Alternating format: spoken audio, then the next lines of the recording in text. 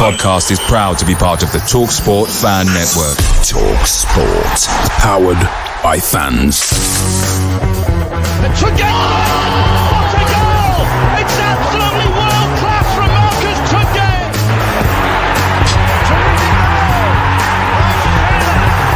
Johnson puts it in the air. Aidan Flynn wins the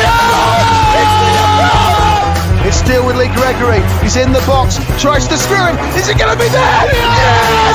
Oh my word! The Wednesday way!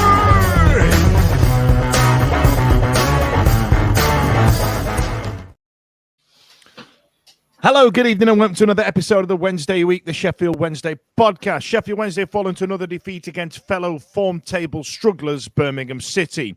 And I have to practice this with Wayne Rooneys' tenure yet to bear fruit, along come with what some have dubbed Charity FC. After throwing away a lead, we are now 17 games in with only one win. On top of this, on the day of recording, the 1867 group have released a statement about challenging DC and his words about selling the club. Is it a lot of text that doesn't actually say anything, or are you firmly in the DC out camp? Joining me tonight is Holly, Ash and Stevie to make sense of it all and to try and work out why it was so rubbish. Now, where do I start? Let's talk about Birmingham. International break, boring. Ash, great job on the live show. My apologies for leaving you in the lurch. And boo on those people that decided to turn up late, thinking they could turn up just after 8 o'clock when you decided to advertise that we're going online. F those guys. My favourite bit was like the first 30 seconds where it was just you and Charlie going, all right. Absolutely loved it. So anyway, let's get into Birmingham City to start with. Now, Smash, you were there. How was your journey down? What were you doing? What were the pies like? Didn't have a pie. Yeah, it was good. Thanks, Dan. Obviously, you set off, don't you? Even now, these days, we're a sense of optimism for what's going to come. Wayne Rooneys, Birmingham, he hadn't got a win, had he? And only one draw in his 6 games, I believe it was. So he was in worse form than us, than Danny Rule, to be honest. So you're looking at that thinking, yeah, it could be our day to get our first away win. How wrong were we? Now, Holly, looking very festive in your very festive home. Now, just for the listeners at home that weren't here for the preamble before we started, both Ash and Stevie both came on and went, "It's November, what you doing?" And there you are with your tree in the back flashing away. So apologies if you 28 days to go. Get on board. What's wrong with you all? Ash has got some lovely shelves that could have tinsel on there. Can I also just point out, when we're talking about flashing away, we're talking about the tree lights. Yeah, for those on an audio audio medium. Yeah. And for those who are watching it visually, if you do suffer from epileptic fits, I'd turn your brightness down on your big telly if you're watching it on there. I tell you what, look, I'm just going to go straight into it. I'm going to put the lineup up on the screen now. I saw this, and I was trying to work out who was playing up front. Now, we had a return back for Byers, Volks and Bannon in the middle of the park, albeit the way that BBC have lined it up there is that Bannon was in a more advanced role with Wilkes, Masaba and Windass up front. Now, one thing that I had there was the return of Ihekwe, and we didn't really have a striker on the pitch. I mean, can Windass lead a line on his own? Well, when you say we didn't have a striker on the pitch, what strikers have we got? What your mate Fletch. That there are strikers in our squad. Who would you? I forgot Wilkes were a thing again. I completely forgot it existed. Yep. And then people sometimes say he's a striker, but is he? No, not really. I don't know. I saw Windass once having a tear up on online, telling somebody that he wasn't a striker, he was more advanced forward, which apparently is different. I know that some kids nowadays denote shirt number in terms of what position they are. So number 10 means attacking midfielder now. So, and that's apparently according to BBC Sport where Bannon was playing. But you mentioned Ihekwe the last time you're on, if I remember, sort of saying, where's he? Came back. He's still our best defender, right? Yeah, I absolutely love him. So I was glad that he was back. But then we seem to, when we were playing it, we've decided that we're going to play out from the back every time, even though we can't. And we never used him. We only ever went to Diaby every single time for some reason, even when it didn't work. We didn't even use Iorfa, who sometimes can carry it a bit further. We just went Diaby every time. What's that about? What's that about, Steve? You disagreed about Ihekwe being our best defender?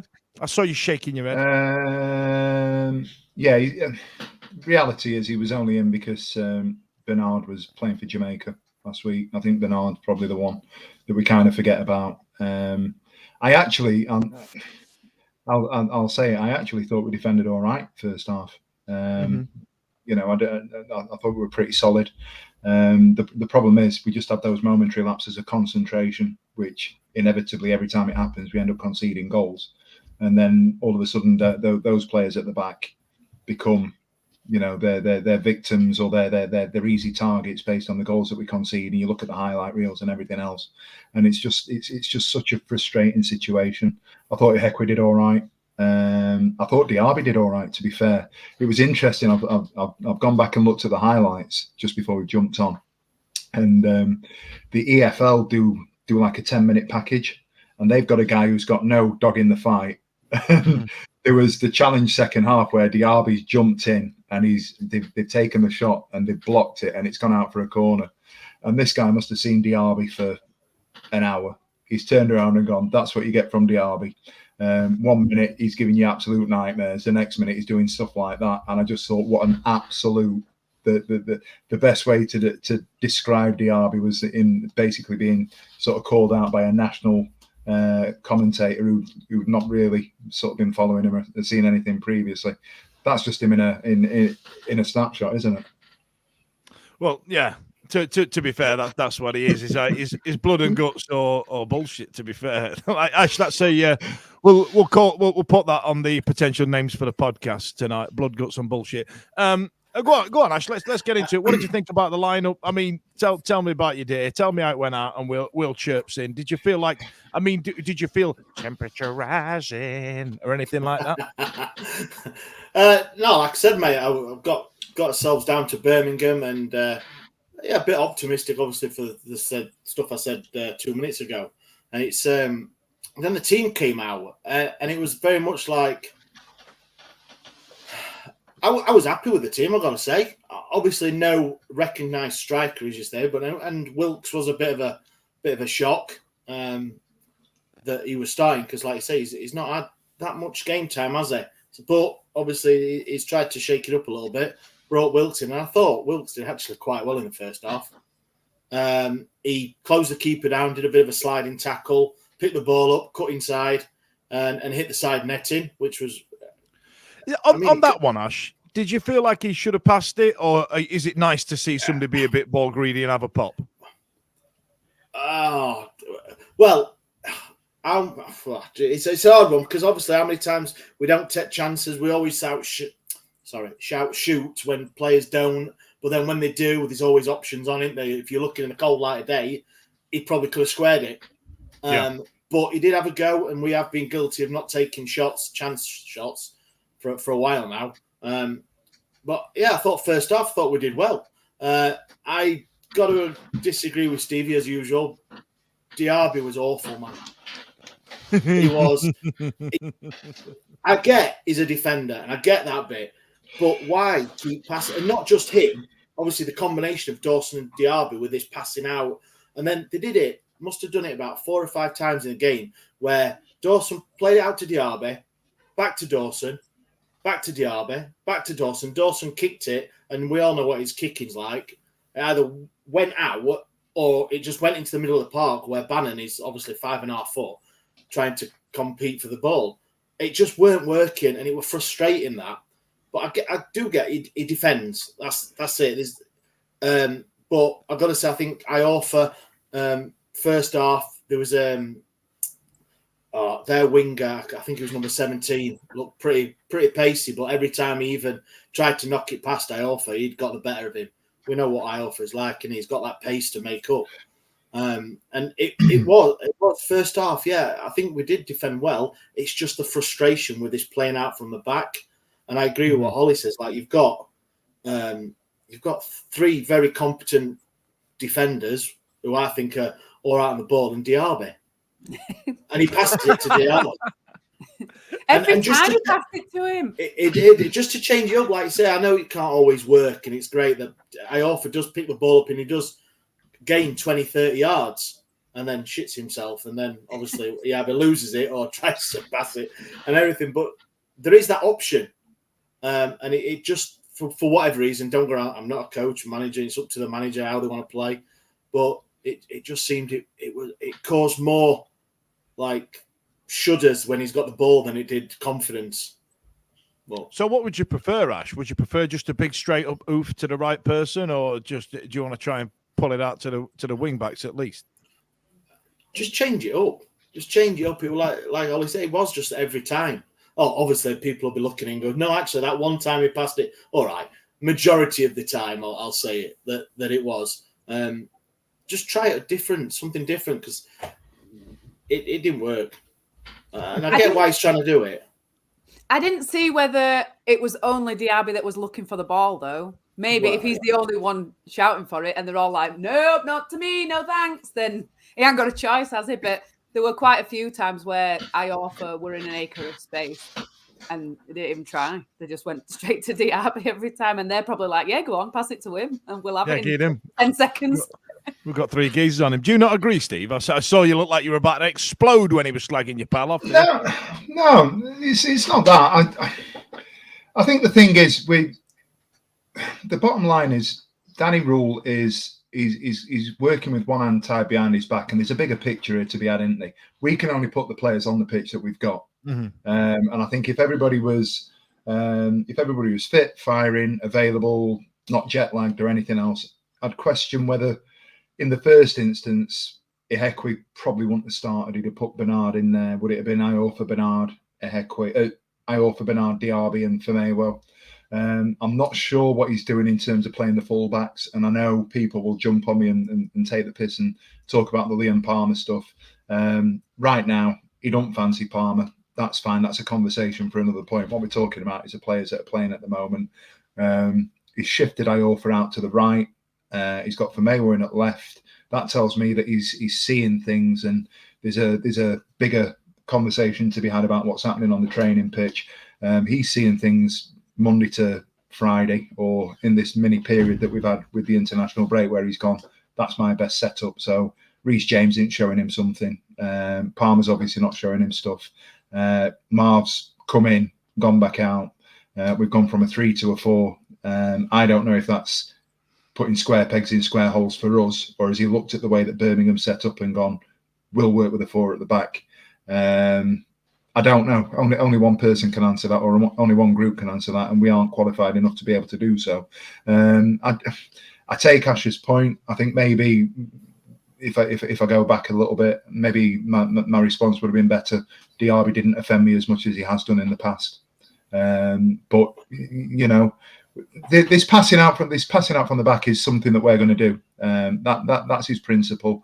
He's going to play football like that. The question is, though, Steve, do we have the players to do that football? No, you know what I mean. We've leveled up. I think Diaby's leveled up. I think Ehekwe did okay. I think Bernard is capable of doing it. I think Iorfa is not lucky. He's able to do it because he's got the fitness, the pace, the strength, the physicality to be able to get himself out of the shit. Because he hasn't got a great first touch. His touch will take him 2-3 yards in front, and then he'll bustle himself forward. He doesn't just run. He'll run when he's got space, but he can run past players and just barge his way down the pitch, can't he? Firmino, I feel a little bit for him. He's a little bit maligned. We are getting more out of these players, and I think I'd argue that they're probably capable of, and that's credit to Rule in a perverse way. You almost want that back four where his back four, a back four that he's created with players that he's brought in to say, right, I'm going to have 2 fullbacks that will do that.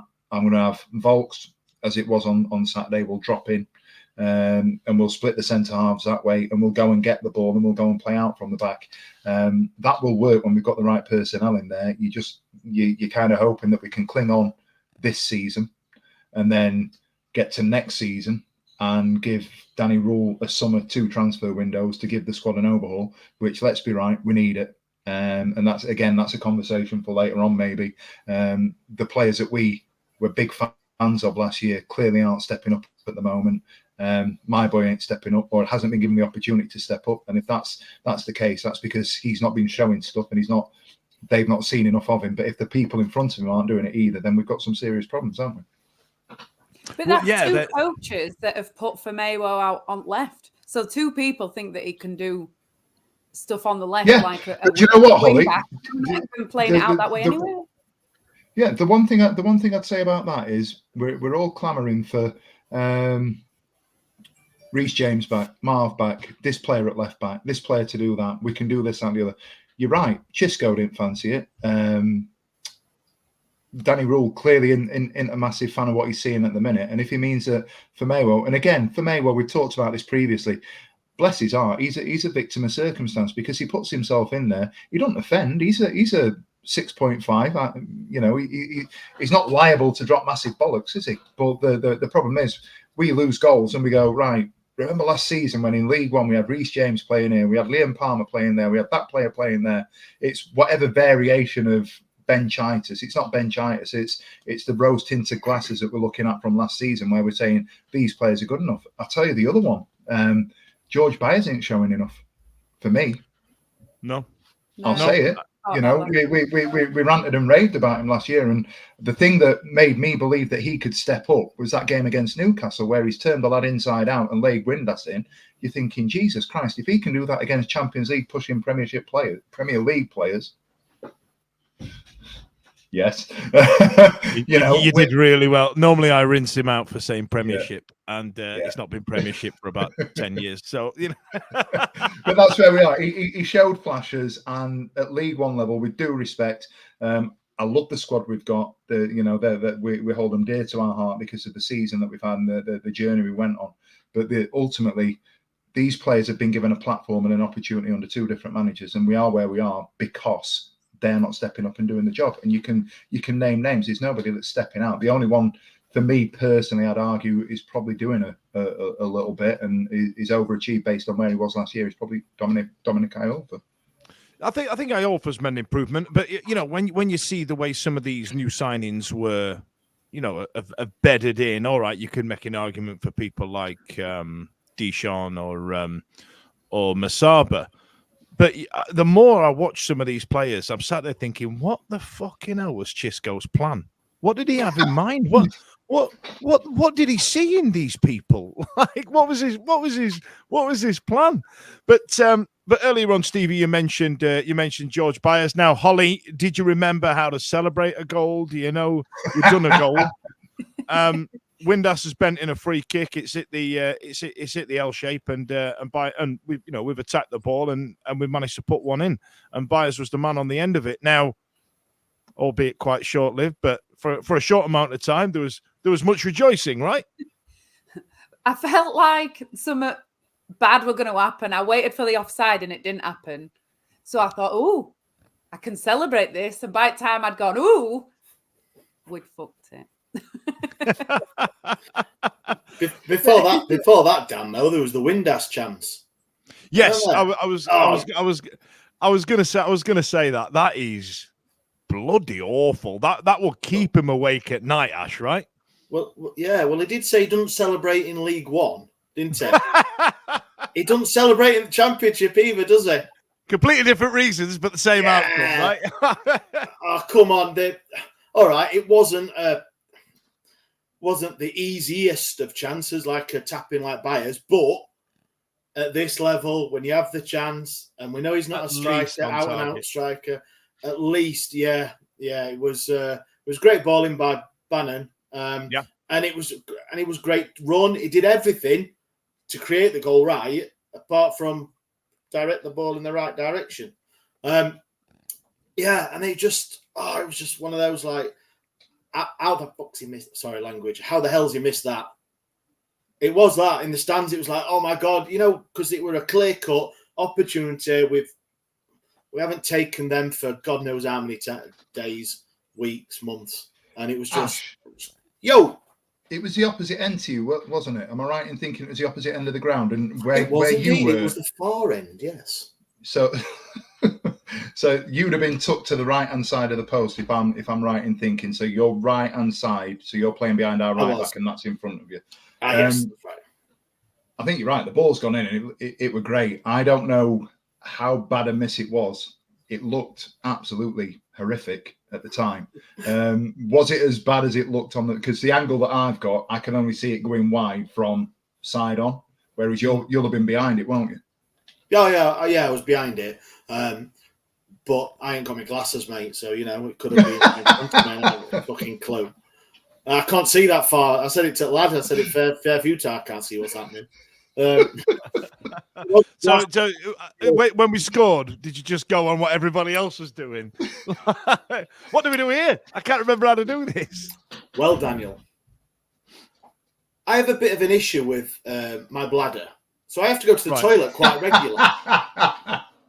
For those listeners who've not yet turned 40, what happens is you tend to need a pee every 20 minutes, and you're not going to get through that. You're not going to get an uninterrupted night's sleep. And then when you go further south of going for a pee, it's like trying to wipe a felt tip pen clean. Honestly, it's a whole thing. And, welcome to the team if you are over 40. And if you're just on the vinegar strokes of turning 40, good luck with it. Go on, Ash. Sorry. Yeah. Just a bit of coming of age chat there. It was like, well, I needed the toilet. I'm going to go to the toilet. Half time's going.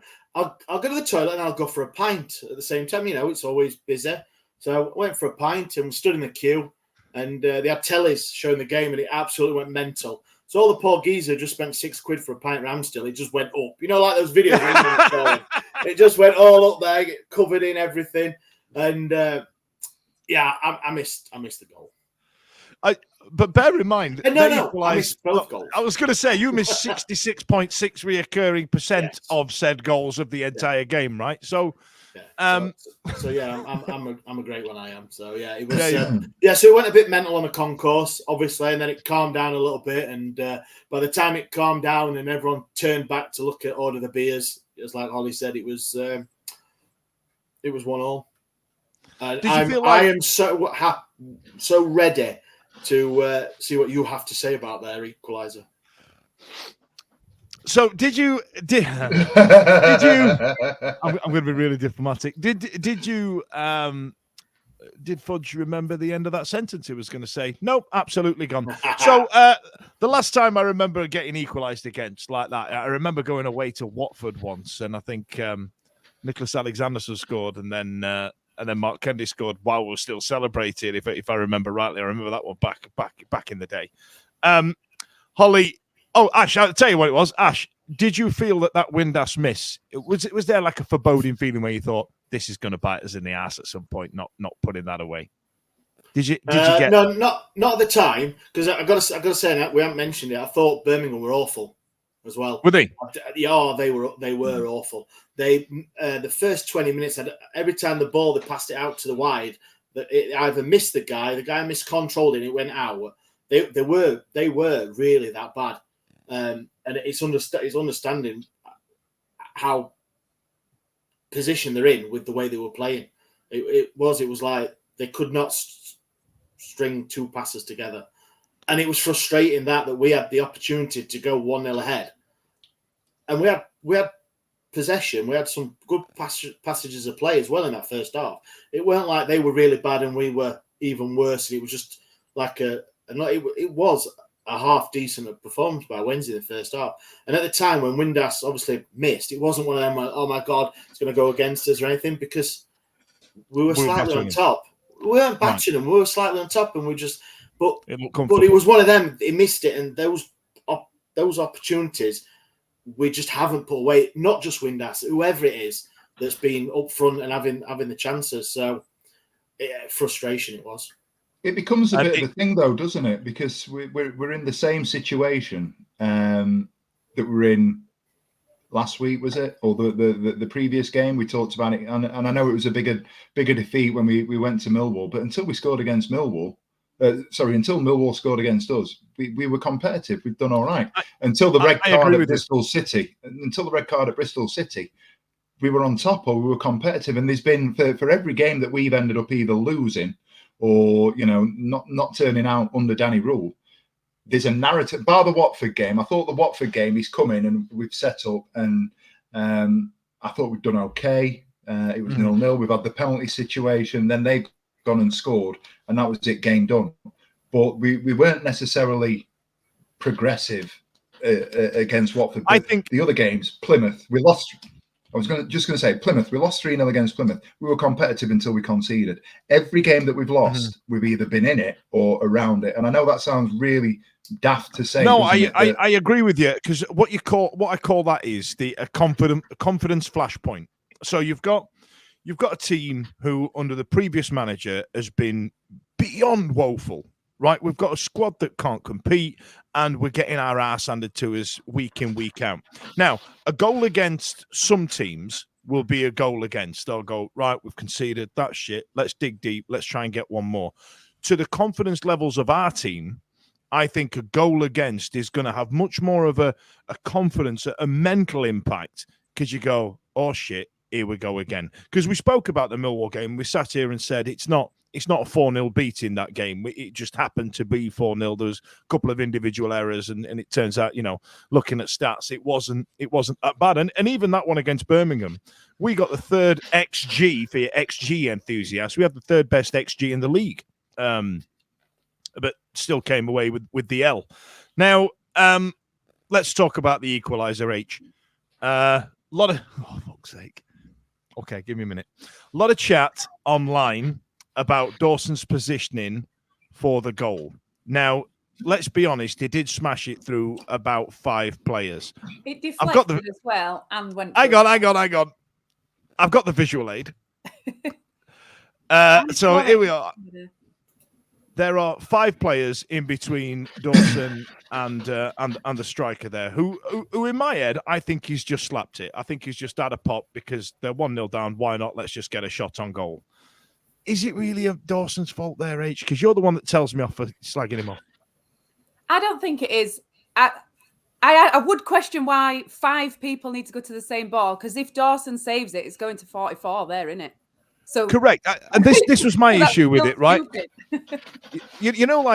Stevie, you've coached 10-year-olds, and Holly, you've coached football before as well. There's a bit where you have to tell 10-year-olds not to flock towards the ball because you need to do your job, and all of a sudden, if something goes awry, you have to do your own job. And there's 3 players in and around our penalty spot there, completely on their own. That, for me, is the biggest concern, more than the goalkeeper there.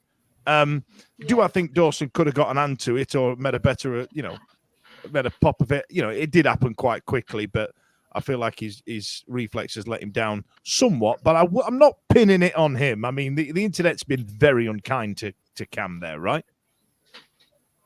I think it is more his fault than anyone else's. Go on, Ash. Expand, because I can't speak. If you watch the video clip, the ball comes over and it's going out wide, and then it gets deflected. It goes more central. But if you watch a couple of things, he takes 2 more steps to his left when it bounces central. So I'm not, of course, I'm not a goalkeeper. I'm not a coach. I just see it as I see it. So if he's the bounces central, he still takes 2 steps to his left. Then if he didn't, he'd be in the right position to at least just put his head on whatever, instinct. But he just puts an instinct, just a little wave like that. It's not, and I don't, if he was more to the right, if he hadn't took, I know it's if, buts, maybes and all that. If he hadn't gone another 2 steps to the left when it bounced central, then he'd have been closer to the right. And he may have just thrown something at it or anything, but it went central and he hit it hard and it came through a couple of players. But I still think he should have. I think something on it. If I can proffer a diplomatic response, because I've got to tread lightly when it comes to talking about our goalkeeping situation here. You do. I feel that you're right, Ash. I feel that those 2 steps to his left absolutely knackered him, because had he not taken those 2 steps, ironically, he'd have been in the position where he needed to be, where it would hit him square in the torso with the deflection. Yes, there was a deflection, but I don't feel like his positioning gave him a fighting chance. Put the picture back up. Let me see it I'll again. Put the picture back up. Go on. Here we are. So if he takes 2 steps back, then he's directly between where the ball is and 4 of our players. So did he take those steps to see, which didn't help anyway, but would you rather he stayed so he couldn't see it all until it was hitting him? Because he's got to be able to see. They all shouldn't have gone to the same ball. No, they shouldn't. It made it worse. They've made it a lot worse for him. He can't really do anything. If he stays where he can't see, we all go, well, he can't, what's he doing there? But we've got 6 players at fault for that goal, essentially, haven't we? Running around like 10-year-olds. What it comes down to, though, with both goals, actually, is they don't trust each other. If it's Bambo's the closest to Dawson there, he's got 4 players that he can see ahead of him that have already gone to ball, and he still went. They all went. And then for the second goal, I offer the fastest out of the defenders, plays them all onside. Is that because he doesn't trust that they're going to do it? Because he doesn't trust that we're going to block it? You have to trust been a few. I think I agree with you, and I think that trust is difficult to come by, like I was saying about the confidence in the team, because I think if you look back, especially in the rules time, there's been a good few goals that we've conceded where that's happened, where they haven't trusted their teammate. I remember one where Callum Patterson was the one at fault, but went running back and ended up getting in everybody's way and all the rest of it. There's been a few goals such as that where they haven't trusted each other. And it's a bit like, lads, come on, you're professional footballers. Trust your player to play his position now. But I get your enthusiasm wanting to stop the goal, right? Well, and we complained of one of the goals for Millwall. Dawson saved it and they all watched it. Is that because they didn't? Oh, side are you on? I don't. Are you just whatever I say, you're going to say the opposite? Is that what's happening tonight? Is that where we are? Absolutely, yes. Because you said you didn't like the Christmas tree, so you ruined it. No. I had no preference on the Christmas tree. I just thought it was a bit 1980s, especially with the tinsel. If you roll the camera up, have you got those paper decorations that concertina around? Yes. Brilliant. That's it. No, I was using the Millwall goals as another example of them just not trusting each other. They just thought, well, it's gone past us all. That's a goal. When really, if they trusted they were going to get it, somebody would have followed it in to clear it. I think most of the goals is based around either that or we're reading the game much slower than the Championship players are. They're quicker. Go on, Ash. Rather than errors. I think obviously the time they scored, and we know it was like 3 plus 45 plus 3, and that just knocked us going into the second half. I think coming out of the second half, it was like a different team. It really was. I tell you what, Ash, just on your point, to accentuate your point there. So I was looking at these stats, right? The stats are on the screen right now. There's a lot down the middle there, and we've actually that's Millwall, Daniel. Sorry, yep, they've come up with more shots than we have, but most of it's down the middle ish, right? Are we recapping Millwall here, Daniel? Oh, when you said Millwall. Yes. Excellent. Sorry, Ash, on your point on the stats, why don't you tell me some more stuff, because I fucked it up. Let me dig you out. Let me help you out, mate. I've got the stats here, matey. There you go. Right down the middle, as you can see. You need to have a clear out. You need to have a clear out of the graphics, mate. Yeah. The ironic thing is, I did, and then put the Millwall one back in. So completely nice one. So, yeah, look, we know that the possession percentages under Cisco was abysmal, and we are hovering more round about the late 40s, 50s now, aren't we? With Rule, so there is an improvement in that. Shots on target 4, it's still too low, isn't it? It's conversions as well. So yeah, and that's essentially the statistic that matters, right? I mean, we can talk about XG and stats all day, but who got more goals? Stevie, before I wrap Birmingham up, have you got anything to add? Because I feel like I've left you to it a little bit while I was staring at Ollie's shitty Christmas decorations. They're all right. They're all right. That's all they are. Yeah. I thought the first goal, just very briefly, the first goal, it was interesting to see we've set up exactly the same way we set up for the first goal against Millwall. However, we've gone player for player on the edge of the area. We've still kept the zone. We've gone player for player on the edge of the area, which was different. Dawson clearly steps to the left to see beyond the crowd, which, to play devil's advocate, I'd argue is perhaps just an unfortunate circumstance. Do you know what I mean? Yeah, I've got no if issue with if, with. if I get it up again, if let's say the ball goes round the right-hand side, or as we're looking at the left of Diaby there, Dawson's in exactly the right place for that, right? If it curls round, it went over the top of the 5 players, didn't it? Yeah, if you took the players out, if you took it like a spot the ball sort of variation, you took our 4 or 5 players out, and it was just him and Dawson, then you'd argue that Dawson's at least a metre and a half, 2 meters too far to the left. But Dawson, you can see if you watch the video, is actually looking to see where the ball is. And to be fair to the kid, he's hit the ball. And my initial thought was Diaby's got to get in the way. And I've seen a couple of bits on socials around it not being us not having enough about us to try and close the ball down. I think that's actually what we did. Diaby flinches because the ball's coming at him. Now, I defy anyone. This is a geezer built like an 8-dimple Lego brick and all. Like, you know what I mean? 100%. And it's just your natural reaction. He's not tried to throw anything at it because he's hit the ball so hard. He didn't have an opportunity. He's just, he's flinched, and you can see him flinch. I think the first goal is actually unfortunate. And on reflection, whilst I was maligning Dawson on Saturday, Sunday, I think it's actually just one of those things that is a bit frustrating. The second goal, I'll be controversial, and I don't blame the defenders for the second goal. I think if you look at the way that the ball broke, there is, I can't believe I'm going to say this, George Byers is halfway line and he just trots back. And we have enough defenders. It's just the Birmingham players that are advancing, and our midfield doesn't track back enough, and it creates an overload in our area where James goes and scores. And everyone else moved forward apart from Iorfa, though, didn't they? Say again, sorry.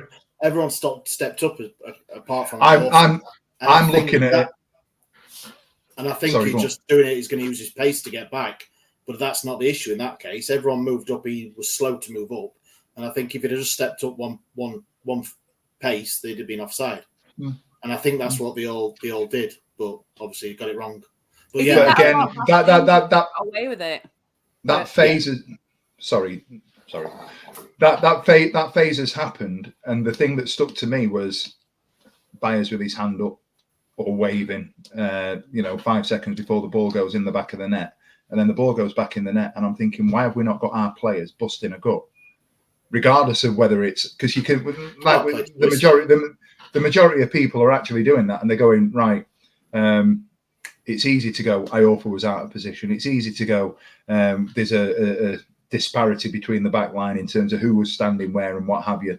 However, nobody's pointing out that there's an overload of Birmingham players going forward and our midfield not busting a gut to get back. I'm offering a balanced argument else. But if Iorfa steps up with everyone, then they're all offside, aren't they? Instead, he plays them all onside. Even if he gets back into a good position, he can't defend against everybody. The safest thing to do is to step up with everyone, and then they're out of game, aren't they? Instead, he just trots about doing whatever. Even if he gets back, he can't. They'll just pass it around him, and it's a goal anyway. So, but this goes to the overarching point that we were talking about 25 minutes ago, is that we are just literally being punished for every mistake that's being made, and it's a momentary lapse. Momentary lapses in every game that we lose. Every goal we're conceding seems to be somebody just switching off for half a second. For that, and that you can then go to the other point is we're not able to do that because we don't have the quality at the other end of the pitch. And I agree with you. I completely agree. Now, we ended up losing 2-1 to what was, as Ash says, a pretty poor Birmingham side who haven't really been able to string anything together.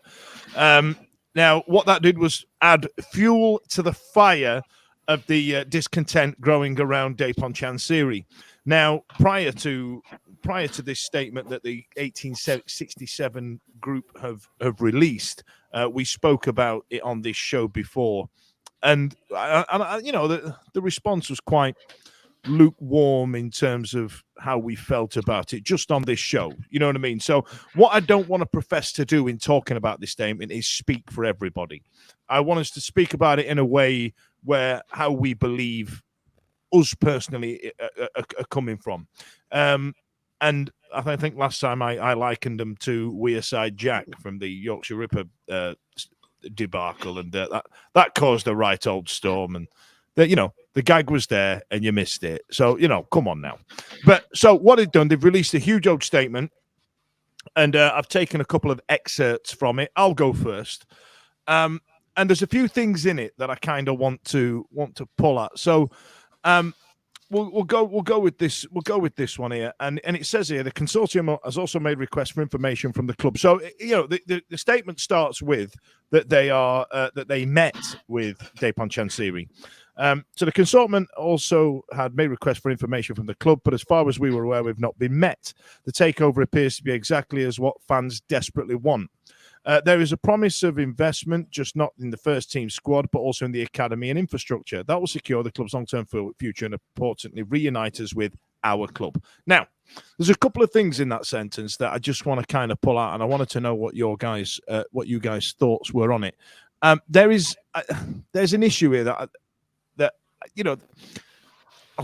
there are points where someone's in this camp and someone's in this one, and I'm kind of agnostic about it all, and I'll get into that later on. But there is an element here of the takeover appears to be exactly what we as fans desperately want. Is that true? Are they speaking on behalf of you three? I mean, what do you think? Has anybody got anything they want to add to that? Well, they're not telling us what the takeover is, other than saying that there's a promise of it's a holistic statement that's saying if somebody comes in, they're going to invest. We're going to put money into the academy, the infrastructure, and we're going to put money into the first team squad. Mm-hmm. Yeah. If you ask any person at any club, if you want to refine, improve that stuff, then yeah, everybody wants that. But I'm going to be the person, and I said a couple of things the last time we discussed, and it's nothing. I come with nothing but love for everybody that's supporting Sheffield Wednesday. We've all got ways and means in which we're trying to, support the club and put our opinions across. But what the takeover appears to be exactly what the fans desperately want. What is it that the takeover is? And right. I know that sounds ridiculous.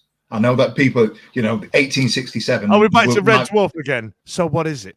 Yeah, but my point is, it may very well be, and people will be listening to me going, what the fuck are you talking about? You're chatting absolute nonsense. You know what the takeover is. Tell us what it is. We've met Chansiri. There's a takeover on the table, or an offer of a takeover that's coming, and this is what all the fans want. What has been offered? Yeah. Go on. Do you not think it'd be a bit irresponsible for the 1867 group to put that sort of information out? Because obviously they must have spoken to somebody or somebody representing this group or these groups of people that are looking to obviously take over Sheffield Wednesday. They must know. They must have fact checked everything, because obviously if you're coming out with this sort of thing, there's going to be repercussions if it's not factually correct. I don't know. Should they, or would they ever, or even a potential buyer? Why would they go through a basically a group that's trying to stir up, obviously, the change? Why would they go through them? I don't know. I ain't got a clue. You're absolutely right. So we're talking about a consortium, right? It's almost like 1867 group are a middleman. And they're working between. Yeah. So who's going to go to this group? And again, this isn't me being negative towards them. I don't agree with what they've done in terms of the protests. I don't agree with what is being said in terms of statements and things that are going on. And I got hammered for saying, let's just put this to one side and get behind the club a couple of weeks ago. Yeah. And what I meant by that was the on the pitch stuff, because nothing's going to change. Nothing is going to change between tonight and January. It won't happen. But what they're saying is that obviously, if people have that attitude, then nothing will do. So that's what's if everyone has that attitude, then it won't change. So they're trying to change people's attitudes. So if one person, then 5, then 10, then 50, then 100, that sort of thing, isn't it? But, I absolutely get that. And again, go back to the first point. If somebody was to say to me, right, we're going to have an investor coming in or a consortium coming in that is going to overhaul the infrastructure, we're going to renovate the stadium, we're going to look at the there's no real affinity towards Middlewood Road. If we could get somewhere in the vicinity to build a training complex that would allow us to do this, that and the other, that'd be absolutely fantastic. Of course we all want that. However, everyone would want, yeah, of course. Saying, right, now's the time, just sitting back and not accepting it, and so on and so forth, it doesn't seem like the right approach to me, because we aren't going to change it in the next month. There's ways and means, and I think that having an audience with Chansiri and inviting Chansiri to publicly say, I've met these people, and maybe put the ball in his court and say, look, we're going to speak, rather than be, and this isn't a criticism, rather than be faceless. Let's say I am person X. My name's Jack. X amount of money, and I've got this, and I am that, and this is what we're going to do. This stuff isn't existing, and we're talking about. Forgive me, I don't know the circumstances around Reading. What I do know is, or other clubs like this that are in similar situations that these guys are in, are getting involved with. What I would say is, it's not you're not seeing clubs making a significant difference by taking the tack that we're taking at the moment. I just think it's going to get Chansiri's back up, and I think there are other ways of doing it. Because he's volatile, that's what puts him. Holly, are you in any supporters groups? Wednesdayites a long-standing supporters group, as is North Yorkshire Owls. You've got London Owls. Are you in any? Are you in any of those? I'm just in the women's supporters group. Okay, so I tell you why I asked, right? I feel like 1867 has come out from nowhere, anonymously, planted their flag and gone, right, everybody's got to follow me. Now, if there was a period of time where it started as a supporters group and people got behind and they measured the general consensus and it built from there, and it was a lot more of a measured bit of feedback, would you not feel a little bit more trusting in terms of where you'd place your loyalty in terms of this? I feel like they are doing a lot of I or we speak for everybody without without asking. Although I don't want to be called a good customer, or I'm not supporting the club in the right way by commenting one way or the other on this, because I'm just not all about that. But right. And listen, I'm going to go on one of these 2-minute rants here, and let me just come at it from a perspective here. So there's a point where you've got an owner of a football club. Now the world has moved on from, and the example that people use is cloth caps and going with your dad and having a great old time, and we're going to go there, and the world's moved on. And appetite has moved on, and club ownership has moved on from what it was in the 80s and 90s. Now, and I need to be very clear about this, I do miss those days. I love those days where it was us and our and we, and it was our club. But football clubs are now an asset. Football clubs are now, they have the earning potential for overseas investors to come in. We are no longer, so for example, I've got one here, right? It says here, Sheffield Wednesday Football Club is a community asset. That's a very well-worded way of putting it. Creates jobs, and it's something that people go to. And then when I mentioned the Reading excerpt here, it says we will no longer quietly accept the continuation of the yo-yoing between the Championship and League One, with fans being priced out to watch their club. I completely agree. However, given the way that club ownership has gone, Dejphon Chansiri does not give two shits about the standing of the club within the local community, and he's already gone on record and said your money doesn't keep the club afloat. Us buying shirts, us buying tickets, according to him, it don't matter. The only way that we're going to stay alive as a club is for getting funding from him and the assets that the club builds. Now, it's now become a big, massive conglomerate, corporate affair as football, not just Sheffield Wednesday, all football clubs. So us protesting about it with our cloth caps on and our rattles like it's the 60s, going, get out of our club, in our club. And don't get me wrong, I need to be very clear about this. That is a shame. I don't like it, but I'm just going to say some home truths here that people might not respond well to. But it is his club. It is his toy. It is his thing to play with. And there will be no other way of getting the man out of the club because, like Stevie says, he's so volatile. If we're still going to go and pay our money and buy the shirts, and yes, it's awful. Yes, it's shit. Yes, we'll lose our seats that we've had for the last 20 years. But if we're still paying our money, we don't really have a say. The only way... And it's awful. And when you dress it down, and there'll be a point now where you'll be blind rage going, fudge, you absolute prick. You've sold your soul. Who do you think you are? And when you think about it, you know that that's the only way forward that we're going to do. As soon as we as fans make Sheffield Wednesday a non-profitable business, then and only then will he consider getting rid of us. We've got the highest tickets in the league. We've got the highest shirt prices in the league. And we're still paying our money because we've got that doe-eyed look upon going to the football. Like Stevie, Ash, you go with your kids. Ollie, you go with your dad. That's what it means to you. But Chansiri doesn't give a shit about that. He doesn't. And it's awful and it's bad and it's terrible. And I am not condoning it, but that's the hard truth. We're still paying our money. And for us to start chucking tennis balls onto the pitch and start firing back against Chansiri, it's the equivalent of, protesting outside Primark because you don't like what they've got written on a hoodie. It's the same sort of thing. John Primark doesn't give two shits. He don't care because people are still spending money in Primark and we're still spending money in Sheffield Wednesday, and it's crap and it's rubbish and it's awful.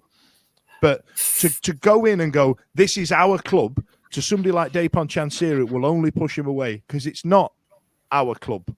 In his head, it's his. And that's where we are. I personally, like I've said before on this show a number of times, I would prefer him to learn. I'd prefer him to understand the area that he's in and how much to charge based on the area and the country that he's in.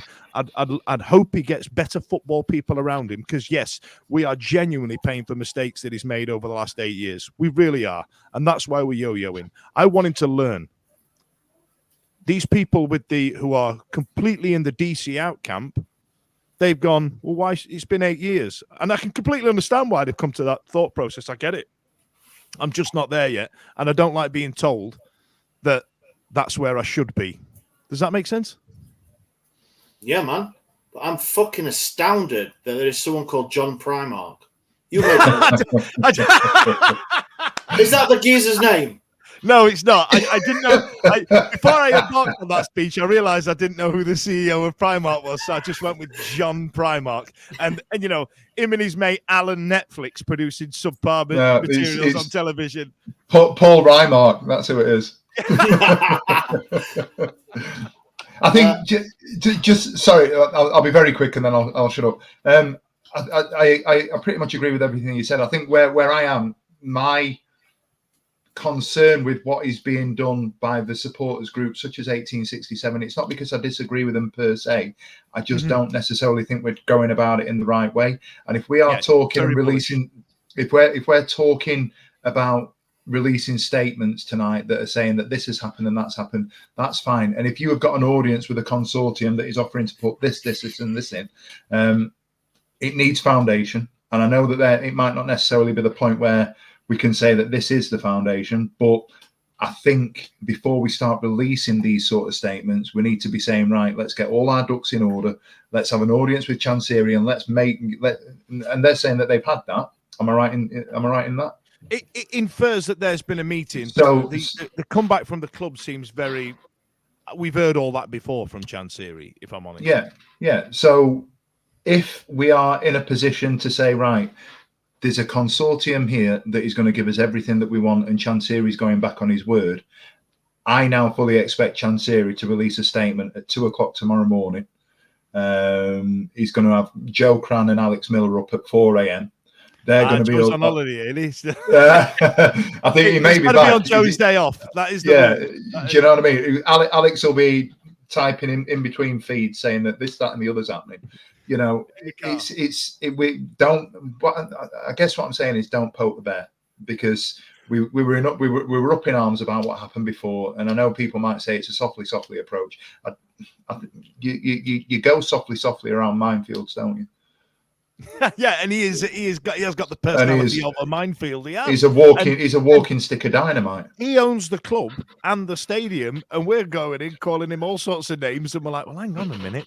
If there's no club, he can Thanos it, and there's no club. If he decides there's no club in his head, he'd go, click, that's it, you're all shitted. And we're all down queuing up for season tickets at Alum FC and Sheffield FC and stuff like that. Holly, go on, where do you stand on it? I spoke for a long time there, and I've not heard your voice in a while.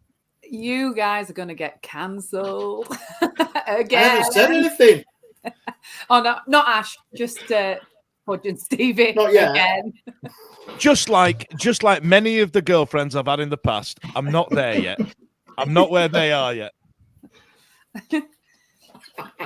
Yeah, like I said, I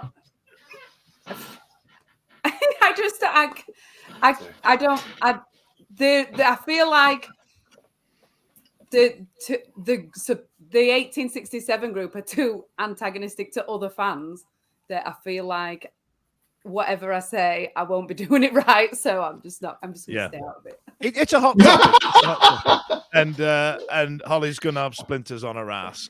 There's one last bit that says, and I think I flashed it up there for a second. It says, community asset. It belongs to the fans who support it. We are Wednesday fans until we die, regardless of who is the current custodian. A phrase that Chansiri we know finds quite objectionable. We do not consent to being a national disgrace as the plaything of a naive and incompetent owner who has proven beyond doubt that he does not and will never have the ability to restore this club to the top tier of football. These are harsh words, and we know that that's designed to get a reaction. I think you might be right. There might be a statement at 3-4 in the morning. I think if you're watching Alex and Joe, brace yourself because you're getting up early tomorrow. Yeah, I can just imagine Alex with his newborn doing the midnight feed, opening Twitter and going, "Fuck, I'm not coming back to bed, babe." I'm like, you know what I mean? Where do we go with that? I don't know what to say. I feel like I'm being represented in a way that I didn't consent to. Is that wrong? No, not at all. So obviously I went on Saturday, Birmingham, and on the concourse before the game there was one. What I saw, obviously it could have been a lot more earlier or later. There was one rendition of Chansiri Get Out. Then on the stand, game kicked off, playing. I personally didn't hear anything else until we went 2-1 down. But previous to that, someone did have a flag. So someone held a flag up. Two guys held a flag up. Said Chansiri get a sell up or get out, something like that. And then the chanting started, but it was very minimal, 5 or 6 maybe. So I think that's the thing. They've obviously got thousands of followers now. They've got people signing up, whoever they are. But it's for them. I imagine it's translating that into actually like people having the bollocks to actually chant and sing and be obviously vocal and very what's the word? Front facing at matches. So they've part of the 2,000 that have gone to the game, and I always hats off to anybody who pays on away games, home games, everything. I'm not going to say anything against people that do that because it's not cheap, is it? And we know that. But I think they've saying they've got all these things, and I think for them, and I'm not part of that. I'm not anything. It seems like they're doing all these things, but it's not translating to physical. Not physical. Sorry, that's the wrong word. But like actual stuff. Yeah. They put a banner on the gates, didn't they, one night, and took a photo, then took it down 10 minutes later. But then that banner, that massive banner, wasn't at the gate. I was expecting that to be at the Birmingham. Yeah, walking down the street with it or something like that. See who joins on with it. Stuff like that. I probably even might march with it. Yeah, it seems like they've got. And these guys who did it, apologies. They might not have been part of the 1867, so apologies for that. Mm-hmm. They may have just been obviously 2, 3, 4, 5 disgruntled fans that are voicing their opinions. But like you said there, the way to do it is, I imagine, to not go to the games. But people are ingrained with Sheffield Wednesday, aren't they? Yeah. It's their life. That's what's it's holding us part back. of the, and it's part of their Mm-hmm. weekday, weekend ritual. It's the friends, it's the family, it's the time away from work, it's all that, and that's what they're fighting against. Because and I'm guilty of it. For all the crap that I say and everything, I still go away. It's still I go. a week. It's disgusting. It's disgusting. I live in Brighton. It's a 4-day camel ride. Like, you know what I mean? And I think that's their bit. That not that they won't have social media backing or people email, like the thing, but it's the backing of hardened Sheffield Wednesday fans that it doesn't matter who the owner custodian is or who it is will be paying their nigh on £700 in some places season ticket, £65 for both shirts, and for little Timmy and little Jilly or whatever. The family thing, laying hundreds and hundreds of pounds out. It's them, because we are just like that, and they're like people like that in every football club. And that's what's being exploited. That for me, and that's that's been exploited. But that's what the mindset, if these people want this, are up against, aren't they? I also think like the problem with it is that they did so bad that first time before they deleted the X account. That they did that bad that if they'd have come back and rebranded as something else and done the same, like the new stuff, they might have been all right. But I feel like people are at games thinking, really, after that, the few things that didn't go well. But like in theory, the more people, like with the Chancery out, the more people that sing it, the more people will sing it. So there'll come a point where at a 2,000 away end, if quite a chunk of it people are singing it, then it snowballs, so more people are singing it. But at the moment, if it's 10 people and you think that's the 10 people who threw them tennis balls on, then you're probably going to go, don't really want to be associated. You know what I mean? Not necessarily, but...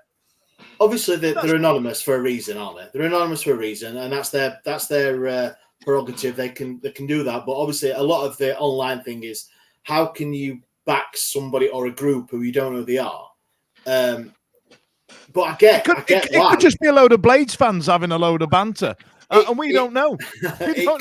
Of course it could, but it's if there's going to come a point, and I feel with that statement, with what they've said, and you're right, some of the incendiary things to Chancery that they've said, they have gone, right, this is it.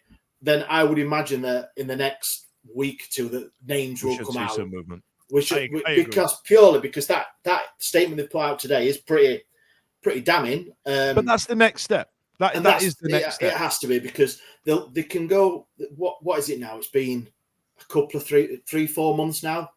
Mm-hmm. 3 months they've been going, something like that. And we still don't know that it's not an 11-year-old in his bedroom. We don't know. Yeah, I don't think it's that. I do think it's some grown-ass adults that are doing it. It could be Mark Pips Morale. We don't know. Well, you know what I mean? There's going to come a point that, and if they've said they've heard or spoken or they know insider things of some sort of consortium or buyers for the club, they're obviously going to throw their weight behind whoever it is purely. Do they care who it is, though? That's another question. They are so vociferous. I nearly said it again. Vociferous. I don't know why I try and say it. I can't say it. You got incendiary in earlier on as well, and I was like, Ash, that was good. In their wanting of the owner out, are they bothered who is going to coming in? Do you know, like, if there is three or four consortiums, are they just going to throw their weight behind anybody like other than Chancery? Yeah. I don't know. Mark Pips Morale taking money out of his building society account. The only other thing I'd say on this, to offer a little bit of a balance, is that if let's say it all happens, Steve, I've spoken about it too much. Go on. Let's say it all happens, and I don't know, the for example, and it won't be them, it won't be that, because it can't be. It's a consortium that are consulting with a group by all accounts. if it were Red Bull coming in, and this had been, the big fantasy sort of thing that rules in, lenses in, Pedersen's in, if it were Red Bull and they were going to come in and chuck millions at the club, that doesn't mean under everything that is happening in terms of profit and sustainability, in terms of redeveloping the ground, in terms of infrastructure and everything else, that doesn't mean that overnight we become a top-end championship club. Do you know what I mean? So a change in ownership doesn't change absolutely everything overnight, because we are in the shit because we've been mismanaged and it's not just Chancery. You can go all the way back to, 2000 to the late 90s, where we're going back to the late 90s when the decline of the Premier League era. Do you know what I mean? So we're going all that way back to suddenly think that we can get somebody in that's going to overhaul things because we're going to have a consortium in that's going to play this. I think the difference is, though, Stevie, is that Red Bull have done it with other clubs. Like, they've got previous in turning provincial clubs into a bit of a European force. Chancery used to bloke Watkins tuna. Do you know what I mean? But he doesn't seem to have learnt out in the last 8 years. Mate, you're absolutely right. But if you look at the Red Bull model, it doesn't happen overnight. Do you know what I mean? That's where we'll still have a load of shitheads going, Red Bull, get out in that club. You know what I mean? Because exactly. So yeah, I get it. I get it. Right, listen, I've got two more things to talk about. Stevie, tell me about your Twitter poll. I want you to tell me all about it. Oh, my Twitter poll? You had a Twitter poll, didn't you? Ash said I gave it Ash. Ash. Tell us about Stevie's Twitter poll. Oh, no, you've got me going there now. Hang on. I can't even remember what the question was. Why they're trying to find out, Holly, are those lights from Wilkinson's or Woolworths, or did you answer me this? Are you a tinsel man or a non-tinsel man on the tree? I can't buy tinsel. It does me head in. I like those really clean looking Christmas trees that are like gold and silver, and they've only got the ones that look like an elf's thrown up on it, like yours. Yours has got more of a family sense to it. I like clean things. They're just like minimalistic. This isn't even all of the baubles. So you're missing baubles. There's more. I got it. Well, okay. So listen, while we move seamlessly to Ash to tell us about the Twitter poll that Stevie did, other bauble purveyors are available. Right. So we stuck a poll out on, I believe it was Saturday night, for Twitter to get involved in, and I thought we'd just have a quick 5-minute discussion of the results. Go on. So basically, what it was is because obviously we're not doing the greatest on the pitch at the minute, and there is quite a number of players that haven't really been given the chance for whatever reason it is under Danny Rule. We thought, which players of these four I'm going to say would you like to be brought in to being given a chance? Mm-hmm. So the players were Gregory, Vasquez, Palmer, and James. So we had 673 votes, and 49.9%, which is a hefty majority, went for Vasquez. And then followed by Gregory, Palmer, then James coming in last. So obviously they may be heavily swayed by what happened on Saturday, or it may have been what's happened obviously previously. But nearly 49.9% reckon that we should change the goalkeeper. Do you know what? Out of those four players, Ash, I actually click Reece James. Right, for Famiwo, at left back. Yeah. I thought that's what we're missing. What do you think about that, H? Ollie? I love Reece James on lots of different levels. Some of them not even based on football. I really love him. I really, really love him. But a bit like with Ehekwe and Smith, what's the reason that Blackpool didn't want him in the Championship? Like, they were in the Championship and they let us have him, and then they were like, and they got relegated. Yeah, they weren't even good, and they still didn't want him. We'd rather play somebody who don't normally play there than, like, two managers would rather do that than play Reece James there. So who are you saying out of them? I'd let him do anything, but listen, it's a family show. We're all right. We might F and Jeff a bit, but come on now, babe. So who out of those four then, H? Who are you thinking? Vasquez, Gregory, Palmer or James? or James? Are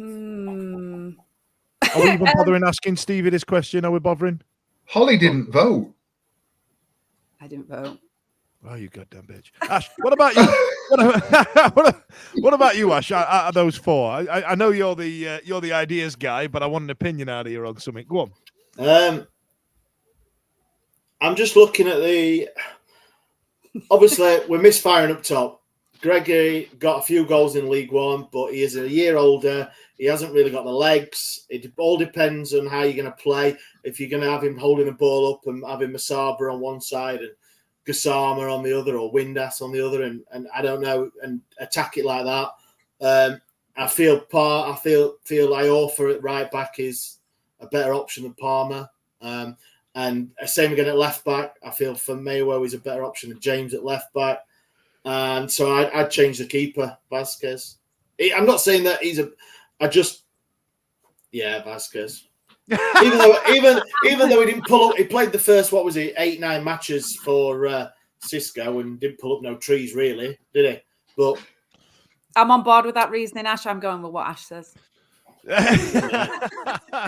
Steve, we're not going to come to you on this one. Right, coming up midweek, we've got Leicester City at home. Stevie, how do you think we're going to fare? We're going to lose. Heavily? And we'll probably, 3-4-1. Brilliant. I just can't see. I can't see anything other than a heavy loss. I'd like to think that we'll, be that sort of romantic story of us playing the top of the league, and then we end up getting a last-minute winner, and then that's the moment that the season turns, and we go from there and realise that we've actually got, if I only had a heart, only had a brain. Only had a bit of, this, that, and the other. But it's reality is it's not going to happen, is it? Jamie Vardy's going to come and break my heart. He is. But talking about breaking your heart in a different way, Ollie, do you think he will come and get close to where you're sitting and you get the? I'll be sat on my own as well. So he's just going to be eyeballing me. It's just going to be the worst thing. I mean, let's be honest. His missus is an absolute wrong un, so he might keep his eye out, might keep his options open, but you will end up in court for stitching up Wayne Rooneys. Can we take a forfeit in that game? Because I think I'd take 3-0 now. You take 3-0 now. Okay. That's, I like to, if you can believe it, you can achieve it, but I can't. It's going to be bad. Ash, give me some good news because it's all doom and gloom down there. Right.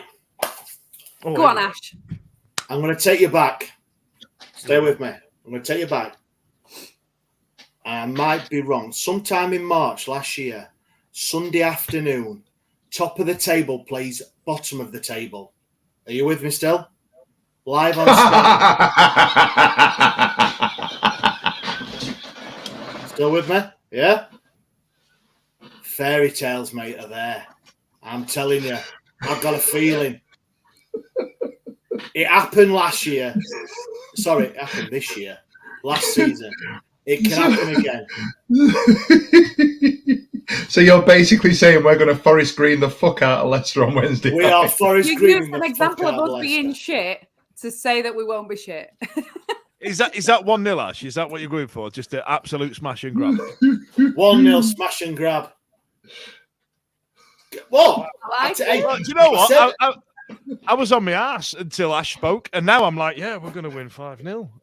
Imagine. Just imagine. Should have put some uplifting music on while he was saying. I'm going to put some uplifting music on when I do the edit now. That's what I the Titanic. I tell you what, actually, if you do get the opportunity to listen back, if you listen to the last 5 minutes of our pre-Millwall show, you will hear us all suggest that Sheffield Wednesday are going to win 2-3-0 against Millwall at home because we're due a massive win, which is actually quite fun. Listen, thanks a lot for staying with us. Thanks a lot to Ash, Holly, and Stevie. Ash has got some other business. Hold line, caller. Hold the line. So, I don't know if you've seen on our social medias and everything that we have a raffle running, everybody. So there is a chance, there's a chance to win a squad signed home shirt like the one that Daniel's got over his right shoulder there. it was £2 a chuck. We are always tweeting out all the link and everything. So please, if you can afford it, because that's the most important thing, only if you've got a spare couple of quid, can you do us a huge favour and buy us a raffle ticket, because as you know, we are trying to do some good things. So yeah, would really appreciate Christmas it. decorations. So, but thank you very much. Yeah, please do. Yeah, it's all over our social medias and everything. So yeah, £2 a chuck. Why not? Ash, Why not? thank you for that, and thank you for the work you do for the community project. So, in the true vein, I'm going to let you do it. Give me the see you later. Give it to me. Go on. I'll see you real soon. This podcast is proud to be part of the TalkSport Fan Network. TalkSport. Powered by fans. It's a goal! What a goal! It's absolutely world class from Marcus Tunde.